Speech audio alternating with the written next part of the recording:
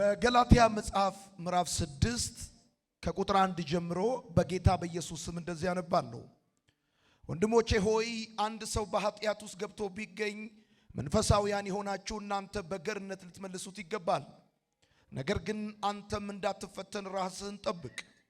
አንዱ የሌላውን ከባድ ሸክም ይሸከም፣ በዚህም ሁኔታ የክርስቶስን ሕግ ትፈጽማላችሁ።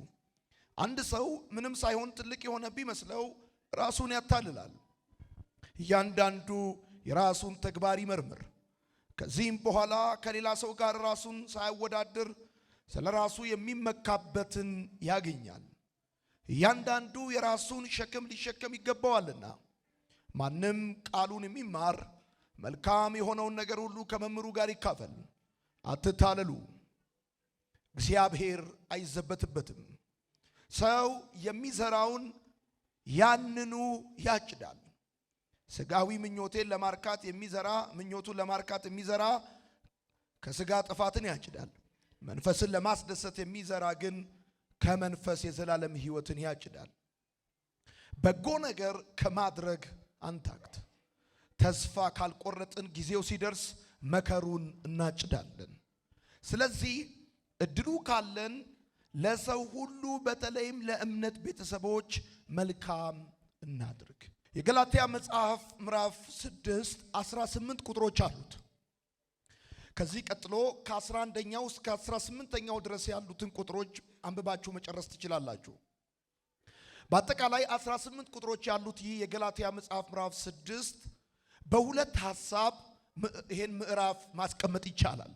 የመጀመሪያው ከአንደኛው እስከ 10ኛው ቁጥር ያለውን መልካም ከማድረግ አትታክቱ የሚል አጠቃላይ ሐሳብ ሲኖረው ከ11ኛው ቁጥር እስከ 18ኛው ቁጥር ድረስ ደግሞ ያለው ኢየሱስ ለዓለም ሁሉ እንደሞተ የሚናገርበት ክፍል ነው። ወዳጆቼ ምናልባት የገላትያ መጽሐፍን በማርሲል ቴሌቪዥን ወይም ደግሞ በማርሲል ዩቲዩብ ላይ የተከታተላችሁ ሰዎች ካላችሁ እኛ በቤተ ክርስቲያናችን የምናጠናው ድንቅ መጽሐፍ ነው። የገላትያ መጽሐፍ 6 ምዕራፎች አሉት።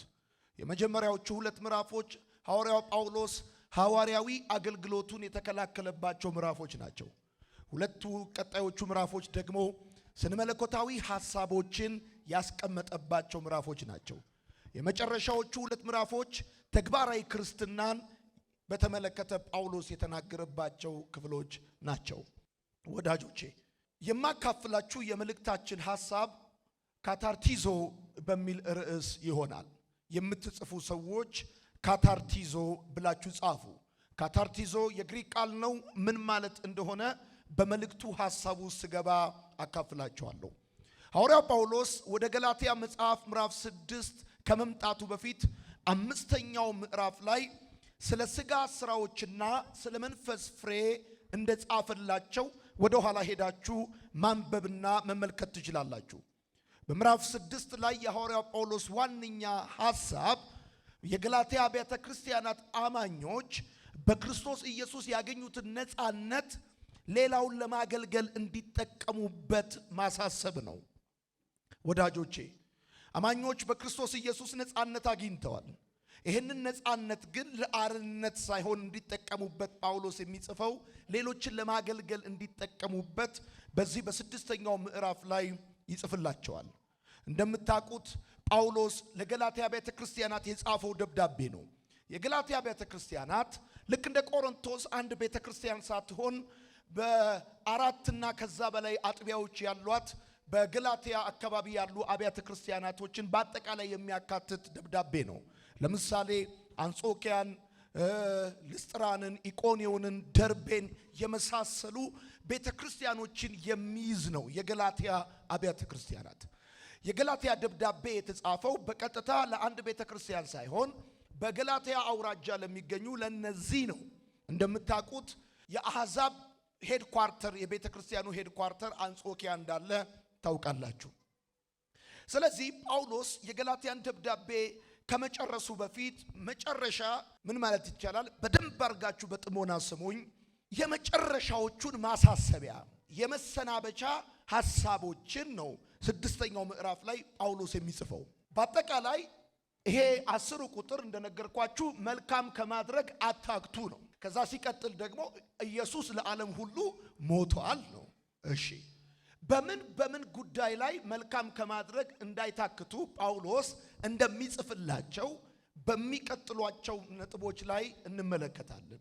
ለምሳሌ ወንድሞቼ ሆይ ይላል ቁጥር 1ን ሲጽፍ አንድ ሰው ኃጢአት ውስጥ ገብቶ ቢገኝ መንፈሳዊያን የሆናችሁ በገርነት ልትመልሱት ይገባል። ነገር ግን አንተ ደግሞ እንዳትፈተን ራስን ጠብቅ ብሎ የመጀመሪያው ቁጥር ላይ የሚጽፈው ኃጢአተኛን ስለመመለስና ኃጢአተኛን በመመለሱ ስላለው መልካም ማድረግ ጳውሎስ ለገላትያ ሰዎች ይጽፍላቸዋል። ከዛ ቀጥሎ አንዱ የሌላውን ከባድ ሸክም ይሸከም ይላል። ከዛ ቀጥሎ ሲናገር ደግሞ አንድ ሰው ምንም ሳይሆን ትልቅ የሆነ ቢመስለው ራሱን ያታልላል።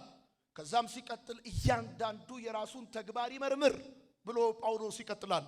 ከዛም ሲቀጥል ደግሞ በጣም የሚገርም ነገር መልካም ነገር ተካፈሉ፣ ይሄን በማድረግ እንዳታክቱ እያለ ለገላትያ ቤተክርስቲያናት አማኞች የመሰናበቻ ግን የመጨረሻ መመሪያ ኢንስትራክሽን ትእዛዝ ይሰጣቸዋል።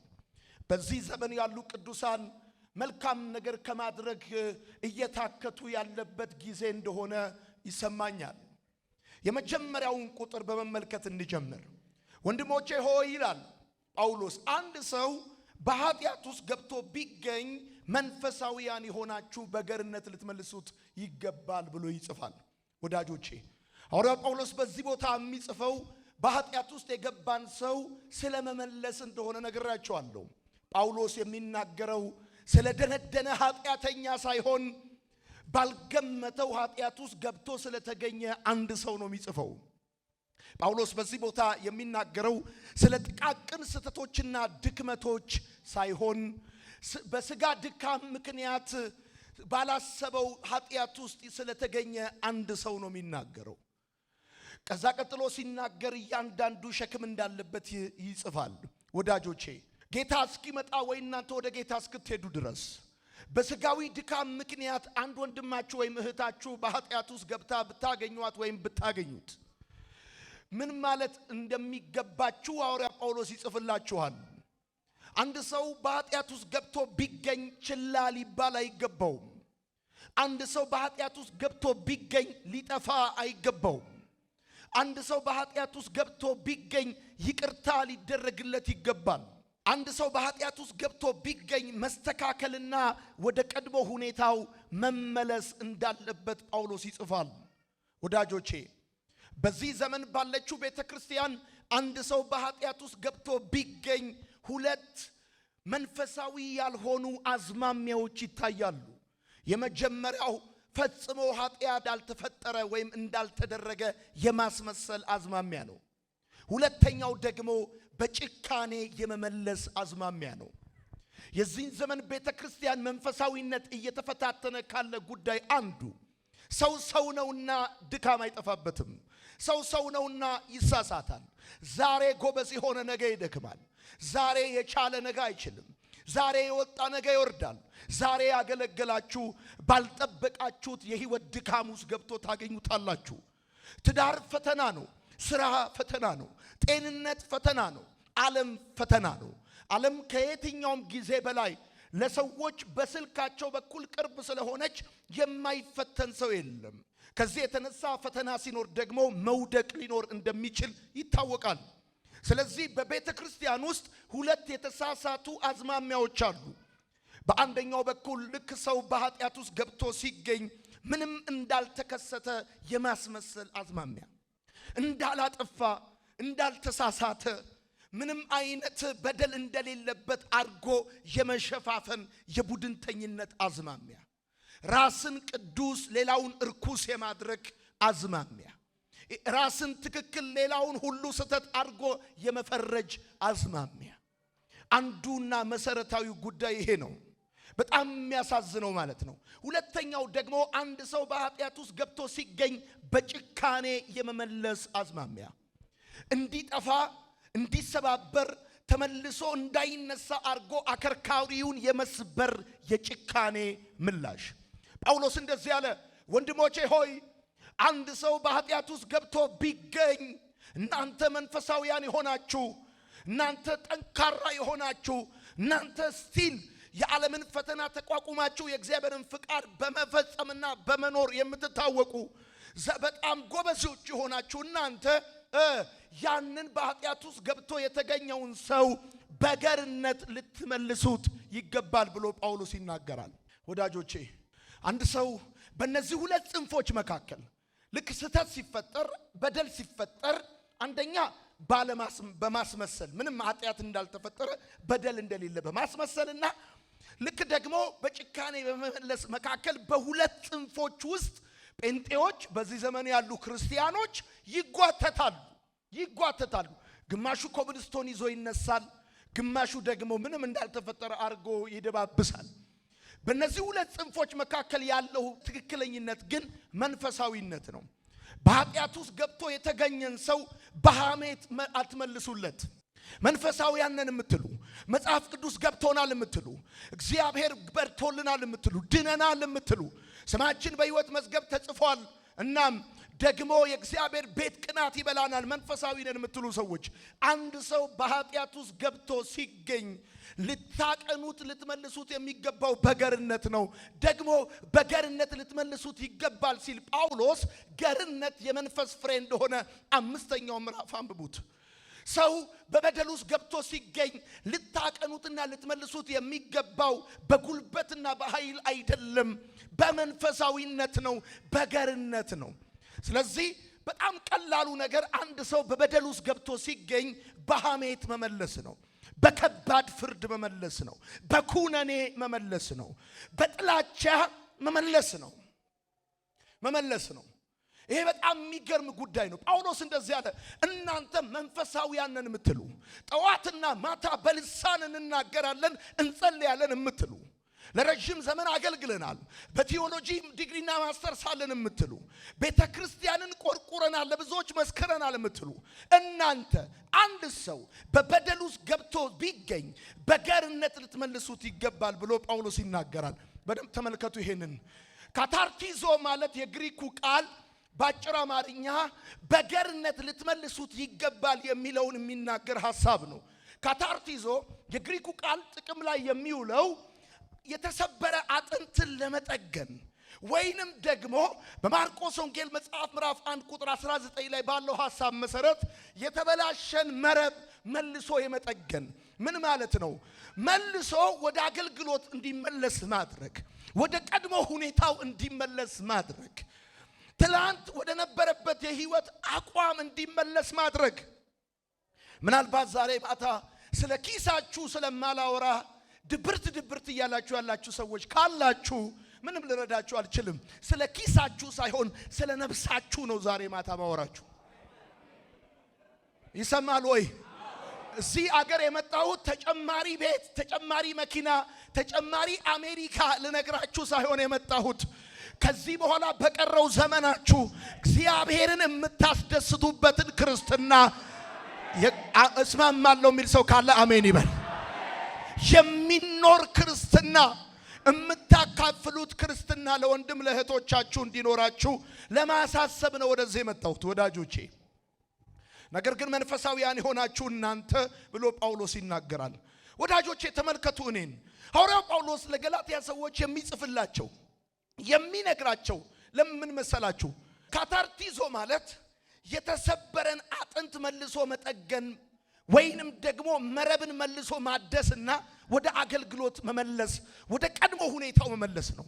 አንድ ሰው ድንገት በኃጢአት ውስጥ ገብቶ ሲገኝ እንዳይነሳ አርጎ መሰባበር፣ ተመልሶ አገልግሎት እንዳይሰጥ አርጎ፣ አገር እንዲለቅ አርጎ፣ ትዳሩ እንዲበተን አርጎ፣ አንገቱን እንዲደፋ አርጎ፣ ልክ አንድ ክንፉ እንደተነቀለ አሞራ እዚሁ ሰፈር እንዲቀር አርጎ ከዚህ በኋላ ድጋሚ እንዳይሳካለት፣ ድጋሚ ተቀባይነት አክሴፕታንስ እንዳይኖረው፣ በሰዎች የተጠላ የተናቀ እንዲሆን አርጎ አሽመድምዶ ሽባ አርጎ ስለማስቀመጥ አይደለም የሚናገረው።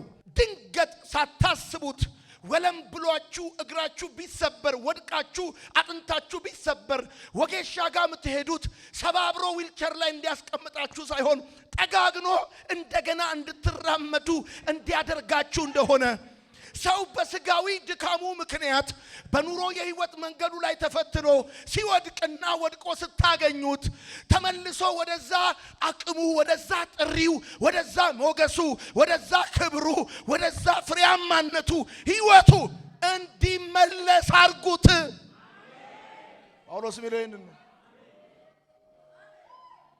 ጳውሎስ የሚለው ይሄንን ነው። በዚህ ዘመን ከፍተኛ ስጋት አለ። ሰው ለምንድነው በቡድንተኝነት የሚጫወተው? ሰው ለምንድነው የሚፈራው? ምናልባት ተሳስተን ቢያገኙን ተመልሰን ሰው እንሆን ይሆን?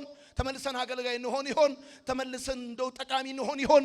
ለልጆቻችን አባት፣ ለቤተሰቦቻችን ልጆች፣ ለቤተ ክርስቲያን ብልት እንሆን ይሆን? እግዚአብሔር ነው የሚያውቀው። አትሳሳት እንጂ ተሳስተ ካገኙ እንደ ዶሮ ላባ ነቃቅለው እንዳትነሳ አርገው የሚበትኑ በጭካኔ የተሞሉ በአንድ በኩል ደግሞ ሊጠቅም በማይችል ቲፎዞ በማስመሰል ህይወት በዛው የኃጢአት አረንቋ ተይዘህ እንድትቀር አብረው ዝም ብሎ ድብ የሚመቱ ሁለት ቡድኖች አሉ። እናንተ መንፈሳውያን የሆናችሁ ግን አለ ጳውሎስ በገላትያ ቤተክርስቲያናት ውስጥ ወዳጆቼ በደንብ አድርጋችሁ ስሙኝ። አንድ ሰው ለምሳሌ ልንገራችሁ፣ ወንጀል ሰራ ከዛስ አንድ ሰው ወንጀል ሰርቶ ፍርድ ቤት ፈረደበት። በመሰረቱ አንድ ሰው ወንጀል ሰርቶ ፍርድ ቤት እስካልፈረደበት ድረስ ተጠርጣሪ ነው የሚባለው። ከዛ ግን ፈረደበት፣ ወህኒ ቤት ገባ። 10 ዓመት 20 ዓመት ተፈረደበት። አንድ ሰው ወንጀለኛ እንኳን ቢሆን ሂዩማን ራይቱ ይጠበቅለታል። ቢታመም ይታከማል። ቤተሰቡን የማየት መብት ይሰጠዋል። ልብስ ይቀይራል፣ ሻወር ይወስዳል። ሰው የገደለ በዚህ ዓለም ስርዓት እንኳን ጥፋት ያጠፋ ሰው ሰብአዊ መብቱ ይጠበቅለታል። ጳውሎስ የእስረኛ አያያዝ እንደሚባል በገላትያ 6 ላይ የሚጽፈው ስለ ኃጢአተኛ አያያዝ ነው። ኃጢአተኛን እንዴት መያዝ እንዳለባቸው ነው ጳውሎስ ለገላትያ ቤተክርስቲያን አማኞች ቢጽፍላቸው። የኢትዮጵያ መንግስት ቢጫ አልብሶ ይዘዋል። የኢትዮጵያ መንግስት ወህኒ ቤት ውስጥ ትምህርት ቤት ይከፍትለታል። ስራ፣ እደ ጥበባት፣ ቴሌቪዥን ይከፍትለታል። ይገርማል። ያሳየዋል፣ እንዲማር ምን ያደርገዋል? ወላጆቹ ቪዚት እንዲያደርግ መጥተው እንዲያዩት ያደርጋል። የሚገርመኝ ጉዳይ ነው ይሄ ጉዳይ ወዳጆቼ። የክርስትና ዓላማ መቅጣት ሳይሆን መፈወስና መመለስ ነው። ለዚህ ነው በዚህ ዘመን ያለች ቤተክርስቲያን ብዙ ልጆቿን ሉዝ እያደረገች ያለችበት ዋነኛው ምክንያት የቅጣቷ ዋነኛ ዓላማ መፈወስና መመለስ ሳይሆን መሰባበርና ጥቅም ላይ እንዳይውል አርጎ ማስቀመጥ ስለሆነ ብዙ ወጣቶች ከቤተክርስቲያን ሸሽተው ወደ ዓለም ይሄዳሉ። ቤተክርስቲያን ትልልቅ ህንጻዎችን ትልልቅ አዳራሾችን ብትሰራም የህዝቡን ማይንድ ሴት ግን በመጽሐፍ ቅዱስ መቅረጽ ስላልቻለች ብዙ ትውልድ እየሸሸ ዓለም ላይ ነው ያለው። ጫት ቤት ነው ያለው፣ ዓለም ላይ ነው ያለው። ሰዎች መተው ኃጢአታቸውን አይናዘዙም። ተናዘዙ እርስ በርሳችሁ ይላል መጽሐፍ። ኃጢአታችሁን እርስ በርሳችሁ ተናዘዙ ይላል። ነገር ግን ብናዘዝ እንዳልነሳ አድርጎ ሊሰብረኝ ይችላል ብሎ ይደብቃል። በደበቀ ቁጥር በኃጢአት አረንቋ የተያዘ ደግሞ ይጠፋል። ስለዚህ እናንተ መንፈሳውያን የሆናችሁ ዛሬ ብርቱ መስላችሁ የታያችሁ፣ ስለዚህ አንድ ሰው በኃጢአት ውስጥ ገብቶ ቢገኝ በገርነት መንፈስ ልታካታርት ይዞ ጠግኑት፣ መልሳችሁ ወደ አገልግሎት እንዲመለስ አርጉት ይላል ጳውሎስ። ወዳጆቼ እንደውም እዛው ቁጥር እስካሁን እያወራ ያለሁት አንዷን ቁጥር ነው። ከዛ ቀጥሎ እንደዚህ ይላል፣ ነገር ግን ይላል አንተ መንፈሳዊ ነኝ ብለህ የምትለው አሜን፣ እሳት የምትለው ሰውዬ መንፈሳዊ ነኝ የምትለው ሰውዬ በኃጢአት ውስጥ ገብቶ የተገኘን ሰው እመልሰዋለሁ ብለህ ስታስብ አንተ ራስህ ወድቀህ እንዳትገኝ በምን ወድቀህ ተይዘህ እንዳትገኝ። በምን? በኩራት፣ በጉራ፣ በራስ ወዳድነት እኔ የተሻልኩ ነኝ፣ እኔ አሪፍ ነኝ፣ እኔ ጥሩ ነኝ፣ እኔ አሁን ሰዓት መንፈሳዊ ነኝ እያልክ እንዳትፈተን ራስን ጠብቅ። በሌላ አማርኛ ደግሞ እኔ እንደዚህ ይላሉ፣ ሐሳቡ የት ነው ያወራው? እኔ እንደዚህ ይላሉ፣ መንፈሳዊ ብትሆንም ዛሬ አልወደክም ማለት ነገ አትወድቅም ማለት አይደለም። ዛሬ አልተገኘህም ማለት ነገ አትገኝም ማለት አይደለም። ዛሬ ሌላ ሰው ወድቆ እንዳየው ሁሉ ነገ ደግሞ አንተ ልትፈተን ትችላለህ። ብረት ለበስ ተሽከርካሪ አይደለም፣ ታንክ አይደለም። 20 ዓመት ማገልገል ዋስትና አይደለም። 40 ዓመት ማገልገል ዋስትና አይደለም። ዲግሪ ዋስትና አይደለም። ታዋቂነት ዋስትና አይደለም። አንድ ሰው ወደቀ ብለህ አንተ ያን የወደቀውን ሰው ከገባበት አወጣዋለሁ ብለህ እያሰብክ ያለ ሰውዬ አወጣዋለሁ ብለህ ስታስብ ምናልባት አንተ ራስህ አንዳንድ ጊዜ የሚሰማ ነገር አለ አይደለ? ያን ጎረቤት ኪራይ ከፍለህ እድሜ ለኔ ይበሉ ሰው አረኳቸው የሚል ስሜት፣ ያለቀብህን ጃኬት ሰጥተህ ሰው አስመሰልኳቸው የሚል ስሜት፣ እንደዛ ተሰምቶ አንተ ራስህ ደግሞ እንዳትወድቅ ተጠንቀቅ ለራስህ። ምን ማለት ነው? በሌላ አማርኛ የወደቀውን ሰውዬ ስታነሳው ወየው ለራሴ እያልካን ሰው በኢትዮጵያ ምድር ከ5 ከ10 ከ15 ዓመት በፊትም ከ2 ከ3 ከ4 በፊት በመድረክ ላይ ቆሞ ያገለገሉ በዝማሬያቸው መናቃቸው በስብከታቸው የተባረክንባቸው በልዩ ልዩ የአገልግሎት መንገዳቸው የተጠቀምንበት የተባረክንባቸው ወድቀው እንዳይነሱ ሆነው ተሰባብረው ቀርተዋል። ለምን? ጨካኞች ነን። በሌላ በኩል ደግሞ አስመሳዮች ነን።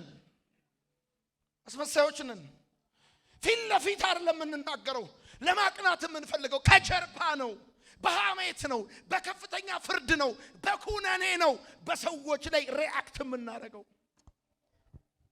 ጳውሎስ እንደዚህ አለ፣ እግዚአብሔር አይዘበትበትም። ሰው የዘራውን ያንኑ ያጭዳል። ምሕረትን ትዘራለህ፣ ምሕረትን ታጭዳለህ። ደግነትን ትዘራለህ፣ ደግነትን ታጭዳለህ። ሰው የዘራውን ያንኑ ያጭዳል ይላል ጳውሎስ። ተጠንቀቅ አንተ ራስህ እንዳትወድቅ ይላል። ሁለተኛው ቁጥር እንደዚህ ይላል፣ አንዱ የሌላውን ከባድ ሸክም ይሸከም። ይሄ ሸክም ስንዴ አይደለም፣ ይሄ ሸክም ሻንጣ አይደለም፣ ይሄ ሸክም ድካም ነው። አንዱ የሌላውን ሸክም አይደለም የሚለው ከባድ ሸክም ነው የሚለው። ወዳጆቼ ምን ማለት ነው? በሌላ አማርኛ ሸክም የሌለበት ሰው ድካም የሌለበት ሰው የለም። በአንድ በኩል የሆነ ኳሊቲ ቢኖርህ በሌላ በኩል የሆነ ዊክነስ ይኖራል። እኔ ከሚስቴ ጋር ይሄን ሁሉ ዓመት የኖርኩት አብሶሉትሊ ፐርፌክት ስለሆንኩ ሳይሆን ሸክሜን ስለተሸከመች። አንዱ የሌላውን ሸክም ይሸከም። ይሄ ማለት ሌሎች የኔን ሸክም ይሸከሙ ብለህ ኤክስፔክት አርግ ማለት አይደለም። ከሸክም ነፃ የሆነ ሰው የለም ብሎ ማለት ነው። የሌላውን ሰው ሸክም ስትሸከም አለ ጳውሎስ የክርስቶስን ሕግ ፈጽመሃል። የቱን ሕግ? ዮሐንስ ወንጌል መጽሐፍ ምዕራፍ 13 እኔ ሌላ ሕግ አልሰጣችሁም፣ ሌላ ትእዛዝ አልሰጣችሁም፣ እርስ በርሳችሁ ተዋደዱ። እርስ በርሳችሁ መዋደዳችሁ የሚታወቀው ስትገናኙ እንደ ፋርማሲ ባብ አንዳችሁ ሌላችሁ ላይ እየተጠመጠማችሁ አይደለም። እርስ በርሳችሁ መዋደዳችሁ የሚታወቀው የሌላውን ሰው ድካም እንደ ራሳችሁ ድካም አድርጋችሁ ስትሸከሙ ነው።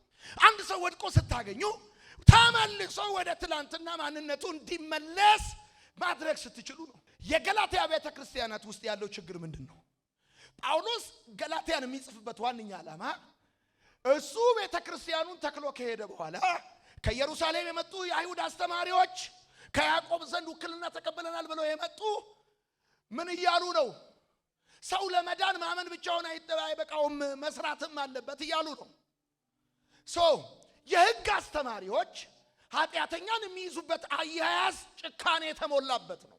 ስለዚህ ጳውሎስ እንደዚህ ይላቸዋል፣ እናንተ የሕግ አስተማሪዎች በአንድ ደካማ ሰው ላይ ሌላ ሸክም ጭናችሁ ሳይሆን ሸክሙን ተሸክማችሁ የክርስቶስን ሕግ ፈጽሙ።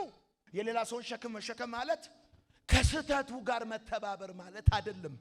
ሰውየው ከወደቀበት ተነስቶ ወደ ቀድሞ ሁኔታው እንዲመለስ ማድረግ ማለት ነው። በሕይወታችሁ መግዛት ከፈለጋችሁ በደንብ አድርጋችሁ ስሙኝ፣ የሰውን ስህተት ኮመርሻላይዝ አታርጉ። በዚህ ዘመን ብዙ ሰዎች ካፒታላይዝ የሚያደርጉት እንደ አድቫንቴጅ የሚጠቀሙት የወንድማቸውን ድክመት ነው፣ የወንድማቸውን ውድቀት ነው፣ የወንድማቸውን ራቁት ነው። ኮመርሻላይዝ ያደርጉታል፣ ይነግዱታል። በሌላ ሰው ውርደት ክብር ይገዛሉ፣ በሌላ ሰው ውድቀት ድል ይገዛሉ፣ በሌላ ሰው ድህነት ሀብት ይሰበስባሉ፣ በሌላ ሰው ስም ጥላሸት እነሱ ስም ያወጣሉ፣ የዳቦ ስም ይሰጣቸዋል። ሰው ጳውሎስ እንደዚህ ይላል፣ አንዳችሁ የሌላውን አለ ከባድ ሸክም ከባድ። በሌላ አማርኛ ምን ማለት እንደሆነ ቀጥዬ ያሳያቸዋለሁ። ዋናው ሐሳቤ ግን ወደ መጨረሻው መጣለሁ። ክፍሉን 10ን ቁጥር ነው እያወራ ያሉት። አሁን ጴንጤው የሚሰብከን ምንድነው? ኢየሱስ ይወዳል ይሏል፣ እነሱ አይወዱም። እና አሁን ታውት ኢየሱስን እናንተ ትወዱናላችሁ ወይ? ትወዱናላችሁ ወይ? እናንተ አጠገባችሁ ያሉ ሰዎችን የዕለት ተዕለት ኑሯቸውን የምታውቋቸው ከብዙ ድካም ከብዙ ውጣ ውረድ ውስጥ የሚኖሩ ምናልባት አንዳንዶቹ ጫማ ቁጥራቸውን እንኳን የምታውቋቸው ትወዷቸዋላችሁ ነው ወይስ ሁሉ ጊዜ ወድሜ ኢየሱስ ክርስቶስ ይወዳል ወዳጄ ብለህ የጠራኸውን ሰውዬ በጥላቻ ሚስማር ጆሮ ግንዱን በስታ ታድመው ማለት ነው? ሶስተኛው ቁጥር እንደዚህ ይላል አንድ ሰው ምንም ሳይሆን ትልቅ የሆነ ቢመስለው ራሱን ያታልላል አለ። ሰው ሰይጣን ብቻ አይደለም ያታልለው፣ ሰው ብቻ አይደለም ሰውን የሚያታልለው፣ ሰው ራሱንም ያታልላል። ምን ሆኖ ምንም ሳይሆን ማለት ትልቅ የሆነ ቢመስለው ራሱን ያታልላል። ይሄ ማለት ምን ማለት ነው? ኩራት ማለት ነው። ትልቅ የሆነ ቢመስለው ማለት ኩራት ምን ማለት ነው? እኔ ካንተ ተሻልኩ ነኝ፣ እኔ ካንተ የበለጠ አስፈላጊ ነኝ ብሎ ማሰብ ማለት ነው። ስለዚህ ሐዋርያው ጳውሎስ ለገላትያ ሰዎች ሲጽፍላቸው ቀጥሎ ቢጽፍላቸው ለምንድን ነው ሸክም ተሸከሙ ካለ በኋላ ይሄን ሸክም ለመሸከም አንድ አስፈላጊ ማይንድ ሴት አለ፣ አስተሳሰብ አለ። ይሄም አስተሳሰብ ትህትና ነው፣ ኩራት ሳይሆን። ትህትና ደግሞ ምንድን ነው? አንተ ከኔ የተሻልክ ነህ፣ አንተ ከኔ የበለጠ ጠቃሚ ስለሆንክ እኔ አንተ ሸክም ልሸከምልህ። አንድ ሰው በኃጢአት ውስጥ ገብቶ ወድቆ ደክሞ ስታገኙት ካታርት ይዞ ወጌሻ ጠግኖ እንዲራመድ እንደሚያደርገው እንደዛ መልሳችሁ በህይወት እንዲኖር በህይወት በክብር በፍሬያማነት እንዲቀጥል ታረጉ የምትችሉት እናንተ ከሱ የተሻላችሁ ወይም የበለጠ አስፈላጊና ጠቃሚ እንደሆናችሁ ስታስቡ ሳይሆን እሱ ከናንተ የተሻለ ሰው እንደሆነና ከናንተ ይልቅ ጠቃሚ እንደሆነ ማሰብ ስትችሉ የዛን ጊዜ ነው ሸክሙ ለመሸከም ፍቃደኛ የምትሆኑት። ለምሳሌ አሁን የሆነ ግብዣ ላይ የሆነ ሰርግ ላይ የሆነ ፕሮግራም ላይ ትልልቅ ሰዎች አባቶች ወይም ኢምፖርታንት የሚባሉ ሰዎች የሆነ ነገር ሊያነሱ ሲሉ ኧረ በስመ አብ እኔ ያነሳዋል። ምን ማለት ነው? እኔ ዝቅ ያልኩ ነኝ፣ እኔ ትንሽ ነኝ፣ አንተ ትልቅ ነህ። you are important። በእንደዚህ አይነት ጉዳይ አንተ ልትጨነቅ አይገባውም። እኔ ኦቨርቴክ አደርገዋለሁ። አይውል ኮኒት በዛ ጉዳይ ላይ እሰራበታለሁ። ምን ማለት ነው? የአንድ ሰው ሸክም ዝቅ ብለህ ልትሸከም የምትችለው ያ ሰውዬ ካንተ ይልቅ ኢምፖርታንት እንደሆነ አስፈላጊ እንደሆነ ማሰብ ስትችል ነው። ከናንተ ብልቶች መካከል በጣም የተሻለ ጠቃሚው የትኛው ነው? ሁሉም አስፈላጊ ነው፣ ሁሉም ኢምፖርታንት ነው። እዚህ መካከል ክርስቶስ ያልሞተለት ሰው የለም፣ ክርስቶስ ደሙን ያላፈሰሰለት ሰው የለም። አንዳንዶቻችሁ በደም የተገዛችሁ፣ ሌሎቹ ደግሞ በብር የተገዙ አይደሉም። አንዳንዶቻችሁ ቢዝነስ ክላስ፣ ሌሎቹ ኢኮኖሚ ክላስ አይደሉም።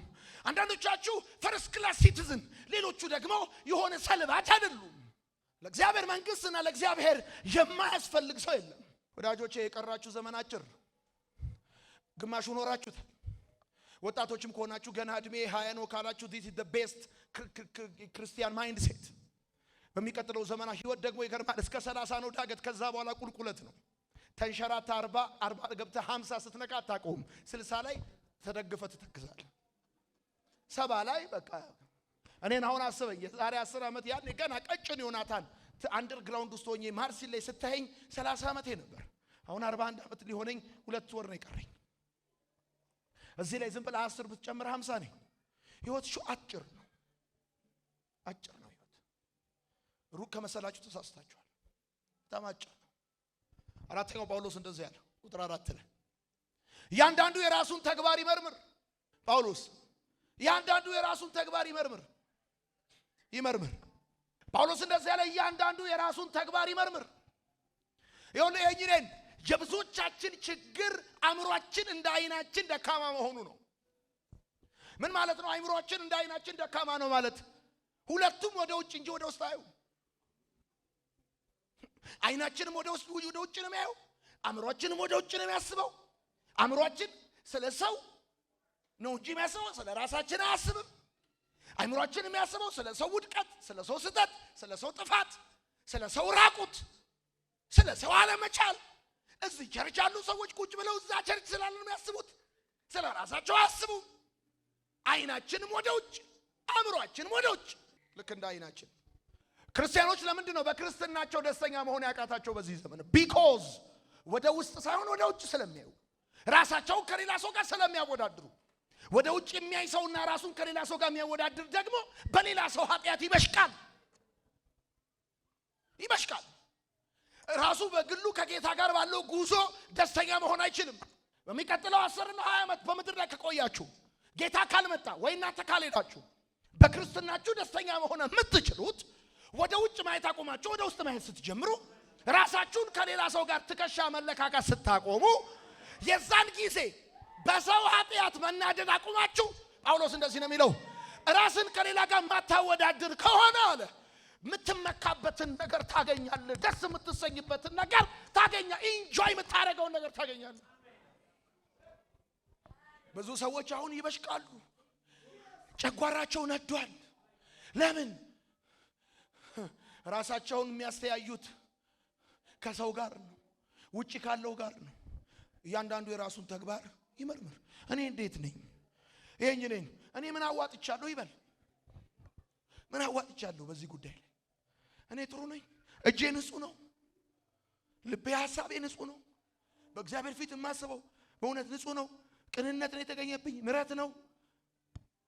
እርቅ ነው? ምንም ሌላ ነገር አልተገኘብኝም? ጥላቻ ምናምን ጥፋት? ልቀጥል። 5ኛው ቁጥር ላይ እንደዚህ ይላል፣ እያንዳንዱ ደግሞ ይልና መጀመሪያ አንዱ የሌላውን ከባድ ሸክም ይሸከም ካለ በኋላ አሁን ይመጣና እያንዳንዱ የራሱን ሸክም ይሸከም ይላል። አንዱ የሌላውን ሸክም ይሸከም ብሎ እያንዳንዱ የራሱን ሸክም ይሸከም ሲል እነዚህ ሁለቱ እርስ በርስ የሚጋጩ ነገሮች አይደሉም። ቅድም አንዱ የሌላውን ሸክም ይሸከም ያለው በክርስቶስ አካል ውስጥ ላሉት የማሰብን አስፈላጊነት ነው የሚናገረው። አሁን ደግሞ እያንዳንዱ የራሱን ሸክም ይሸከም ብሎ ሲል በእግዚአብሔር ፊት ስላለን ተጠያቂነት ነው የሚናገረው። አንደኛ በክርስቶስ አካል ውስጥ ስትኖር ስለሌላው የማሰብ አስፈላጊነት አለ። ስለሌላው ልታስብ ይገባል። ስለ ወንድም ስለ እህት ስታስብ ደግሞ ቶክሲክ መርዛማ አስተሳሰብ ሳይሆን ማሰብ ያለብህ መልካሙን ማሰብ አለብህ። ገር የሆነውን ማሰብ አለብህ። በሁለተኛ ደረጃ አንተ ራስህ በእግዚአብሔር ፊት ተጠያቂነት ሊኖርብህ እንደሚችል ማወቅ አለብህ። ከዛ 6ኛው ቁጥር እንደዚህ አለ፣ ማንም የሚማር ቃሉን የሚማር ከሚያስተምረው መምህር ጋር መልካም የሆነውን ነገር ሁሉ ይካፈላል። ስለዚህ ጉዳይ እኔ ሳጠና ማርቲን ሉተር የተናገረውን አገኘሁ። ማርቲን ሉተር ምን አለ? ገላትያን በማስተምርበትና በማብራራበት ጊዜ ለማብራራት ደስ የማልሰኝበት ክፍል ይሄ ነው። ምክንያቱም ስለ ግል ጥቅም የምናገር ስለሚያስመስልብኛል። ጳውሎስ እንደዚህ ይላል፣ ማንም ማለት ነው። ሀብታም፣ ድሃ፣ ትልቅ ትንሽ፣ የተማረ ያልተማረ፣ ወንድ ሴት፣ ማንም የሚማር ምን ቃሉን የሚማር ከዛስ ከሚያስተምረው ጋር መልካም የሆነውን ነገር ሁሉ ይካፈል። አንደኛ ቆሮንቶስ መጽሐፍ ላይ እንደተናገረው እኛ መንፈሳዊ ነገር ከዘራንባችሁ ምድራዊ ነገር ለማጨድ ሌጋል ህጋዊ ነን ብሎ ጳውሎስ እንደተናገረ መልካም ነገር ይካፈላል። ይሄ ማለት ባጭር አማርኛ ስሙኝ፣ የሚያስተምሯችሁን ሰዎች በገንዘብ እርዷቸው ማለት ነው። አግዟቸው፣ ሰፖርት አድርጓቸው፣ መልካም ነገር ተካፈሉ። ክፍያ አይደለም፣ መጋራት ነው። ከመጋቢዎቻችሁና ከአገልጋዮቻችሁ ጋር መልካም ነገር መጋራት አለባችሁ አለ። ከዛ እንደዚህ አለ ጳውሎስ ሲናገር እንደዚህ አለ፣ አትታለሉ ወይም በቀድሞ ትርጉም አትሳቱ፣ እግዚአብሔር አይዘበትበትም አለና እንደዚህ አለ ሲናገር ቀጥሎ፣ ሰው የሚሰራውን ያንኑ ያጭዳል። ከዛ ቀጥሎ ሲናገር እንደዚህ ነው የሚለው፣ እድሉ ካገኛችሁ ቀን ከተሰጣችሁ ለሰው ሁሉ መልካምን አድርጉ አለ ጳውሎስ። ለሰው ሁሉ መልካም አድርጉ፣ በተለይም ለሃይማኖት ሰዎች እዚህ እናንተ መካከል ላሉ መልካም አድርጉላቸው። አሁን ያንዳንዱ ሰው ደግነት ውጭ፣ ያንዳንዱ ሰው ደግነት ለማያውቀው ሰው አብሮት በጌታ በወንጌል ስራ ለተጠመደ አይደል። አጠገቡ ያለ ሰው ጫማው ተንሻፎ ኑሮ ችግሩና ተጨንቆ አገልግሎት ውጥረት ውስጥ ሆኖ ያየው ደግነቱ በውጪ ለሚያገኘው አንቱታ ስለሆነ ቤት ላለው ሰው መልካም ማድረግ አይፈልግም። እንደዚህ ያለ በተለይም ለሃይማኖት ቤተሰቦች እዚህ እናንተ ጋር ላሉት መልካም አድርጉላቸው፣ ለሰው ሁሉ። ይሄን አይደለም እኔ መናገር የምፈልገው። እንደዚህ ያለ እድሉን ካገኛችሁ፣ ቀን ካገኛችሁ፣ ሰው የሰራውን ያንን ነው ያጭዳል። ይሁን ነን ጸሎት የማይቀይረው ዘር ነው። ሰው ስንዴ ዘርቶ ጸልዮ በቆሎ ሊያደርገው አይችልም። በቆሎ ዘርተ ጸልየ ስንዴ አታረገውም። እመነኝ፣ ክፋትን ዘርተ፣ ጥላቻን ዘርተ፣ አመፀኝነትንና መከፋፈልን ቡድንተኝነትን ዘርተ ጸልየ ፍቅር አታረገውም። በስማም ብለህ ፍቅር አታረገውም። ታጭዳል። መልካም አድርጉ በተቻላችሁ ሁሉ ባገኛችሁት እድል ሁሉ መልካም አድርጉ። መልካም ነገር ተከፋፈሉ። ለምን? እድሉን ካገኛችሁ። ማይ ጋድ ለሰው መልካም ለማድረግ ራሱ እድል ካልተሰጠ you can't ማድረግ አትችልም። it's an opportunity። የደከመውን ማገዝ እድል ነው። የወደቀውን ማንሳት እድል ነው። የሳተውን መመለስ እድል ነው። ያዘነው ማጽናናት እድል ነው። እድል ነው። አንድ ሰው ኃጢአት ውስጥ ገብቶ ቢገኝ እናንተ መንፈሳውያን የሆናችሁ በገርነት ልትመልሱት ይገባል። it's an opportunity እድል ነው። ለምን? የሰራውን ነው የምታጭደው። አንተ ለሰው ልጆች ቀኝን ትዘረጋለህ። እግዚአብሔር ለልጅ ልጆችህ መንገድ ላይ የሚወድቅና ምስኪን የሰው ፊት የሚያይ አይኖርም። it's an opportunity። መርዶክዮስ እድል ነበረው። ታውቃለህ? እንደዚህ አለ ንጉሱ አንድ ቀን እንቅልፍ ባጣ ቀን ፋይሉ ተገላበጠ። ከዛስ ለዚህ ሰው ምን ተደርጎለታል? ገብቷል። ታጭዳለህ። እውነቴን ነው የምነግርህ። የወደቀውን ስታነሳ ከዘር የሚወድቅ አይኖርም። የሳተው መመለስ፣ ያዘነው ማጽናናት፣ የወደቀውን ማንሳት፣ የተበላሸው ማስተካከል፣ ወለም ያለው መልሰህ ካርገህ ወደ ኑሮ እንዲመለስ ማድረግ። ምናልባት ሞኝ፣ አላዋቂ፣ ምስኪን ምናምን አቅመ ቢስ ልትመስል ትችላለህ። በዚህ ዘመን የሚዘፈንለት አዳኝ ሳይሆን ገዳይ ነው። በገርነት መንፈስ በመኖርህ እንደ ሞኝ ልትቆጠር ትችላለህ። ግን ሪዋርዱ ግን አይቀርም። ይገርማል። ሰው የዘራውን ያንኑ ያጭዳል። ከወንድም ጋር መቆም፣ ከሰው ጋር መቆም ደግሞ ክርስትና። ጌታ እንደዚህ ያለ አመዘራለች ብሎ አመጣት። ከዛስ ከናንተ መካከል ኃጢአት የሌለበት ይውገራታል። አንቺ ሴት እኔም አልፈርድብሽ። ሉክ ጌታ ነው። ዘኪዮስ ዛፍ ላይ ወጣ፣ ሾላ ዛፍ ላይ ናውረዳል። ዘኪዮ ቤት ይገባለሁ። ቀራጭ ነው፣ ገባለሁ። ቀራጭ ማለት የኃጢአተኛ ወዘ ተረፈ ምን ማለት ነው? ሙሉ ኃጢአተኛ ማለት ቀራጭ ማለት እንደዚህ ያለ ለሰው ሁሉ መልካም፣ ለሰው ሁሉ መልካም አድርጓል። ሰው የዘራውን ያን ነው ያጭዳል። ይሄኝ ነኝ። ለምሳሌ ይሄኝ ሚስጥር ዘር ነው፣ ጓደኝነት ዘር ነው፣ ኤቭሪቲንግ ዘር ነው። ይሁን ነኝ። የነገ ህይወታችሁ ይመስለው ዛሬ የምትሰሙትን ትንቢት አይደለም፣ እጃችሁ ላይ ያለውን የዘር አይነት ነው። ምንድነው እጃችሁ ላይ ያለው? ገበሬ እንቅብ ላይ ዘሩ ሞልቶ ይዞ ነው ይዘራል። ስማ እኔ መጥቼ በተነብይልህ ሌላው መጥቶ ፑልፒቱን ቢጭንብህ የቅባት በርሜል ውስጥ ብንዘፈዝፍህ የነገ ህይወት የሚመስለው እኛ ምን ነግረን የትንቢት አይነት ሳይሆን እጅክ ላይ ያለው የዘር አይነት ነው። የዘር አይነት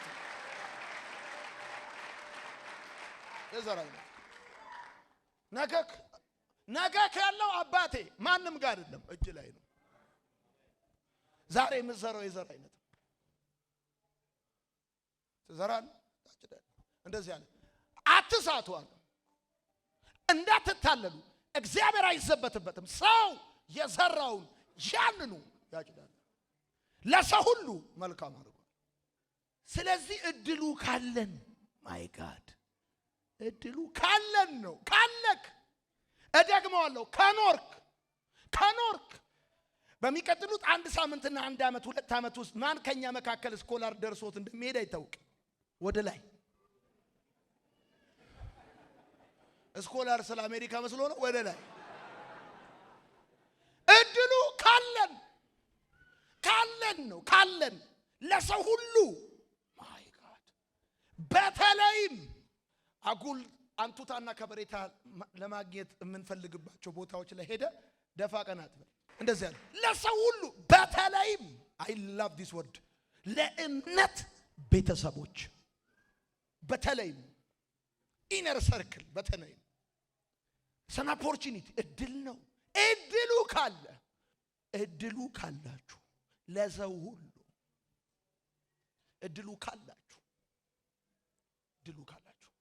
እድሉ ካላችሁ ከጉድጓድ እጅ መዘርጋት ሊጠፋ ያለን መብራት እንደዚህ ማረክ እድሉ ካላችሁ ያቀረቀረን ቀና እድሉ ካላችሁ እግዚአብሔር ይረሳ ዘንድ አመፀኛ አይደለም። የማይባክን ኢንቨስትመንት ነው የምነግራችሁ፣ የማይጠፋ ኢንቨስትመንት።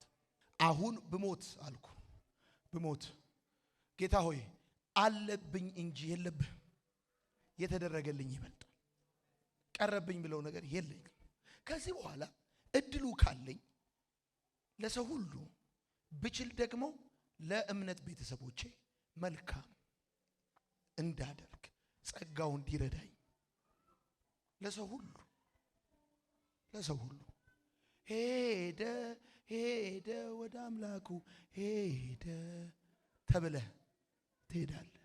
ክርስትና አንድ ፊልም አይደለም፣ ፎግረ የምትበላበት የሆንከው የምትሆንበት ለሰው ሁሉ። አብርሃም ሎጥ ተለይቶት ነበር፣ ችግር ገጠመው ሄደለት። ዳዊት እንደዚህ አለ፣ ስለ ዮናታን ቸርነት ማረግለት አንድ ሰው ከሳኦል ቤት የለም። አራ አለ ማም ይባል ሞንፊቤስቴ እንዴት አይ ሽባ ነው። የት ነው ያለው? ሎዶባር ቆሻሻ መጣ። አምጡት። እኔን ቸርነት ነው ንጉስ ያደረገኝ። የእግዚአብሔር ቸርነት ማንንም ካመድ ያነሳል። አምጡ። የተደረገለት ነው ማድረግ የምንችለው። ስማ ያለው አይደለም የሚያደርገው፣ የተደረገለት ነው። እንደዚህ ያለ የእግዚአብሔርን ቸርነት እማደርግለታል።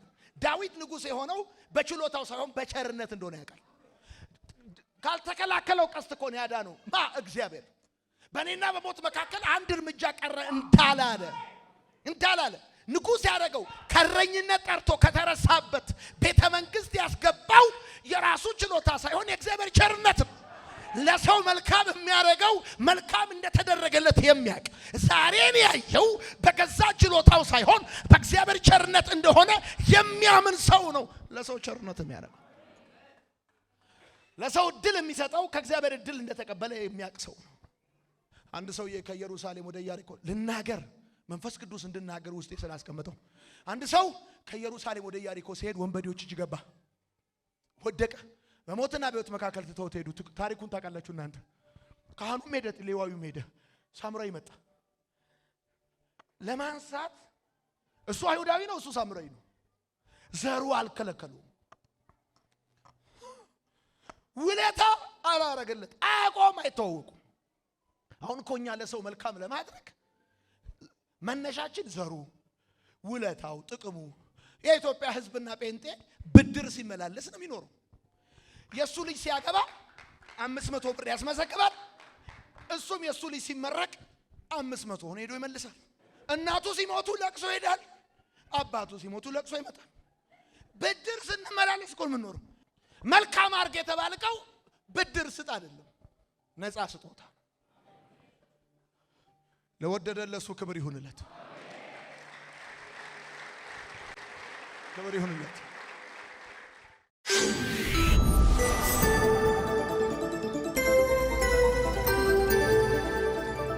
ወንጌል ይለውጣል።